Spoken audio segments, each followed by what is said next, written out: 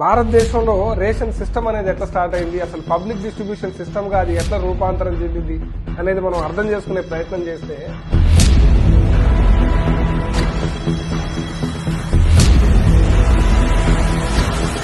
ఆ టైంలో అమెరికా నుంచి PL 480 పబ్లిక్ లా 480 అనే గోధుమ రకాన్ని మనం దిగుమతి చేసుకునేది. ఆ టైంలో విపరీతమైన కరువు టైంలో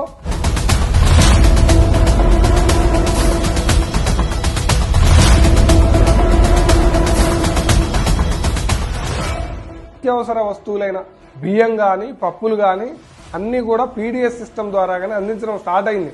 ఇక్కడ ఇంకొక విషయాన్ని కూడా మనం మాట్లాడుకోవచ్చు. ఇప్పటి వరకు మనం మాట్లాడుకున్న PDS సిస్టమ్ అనేది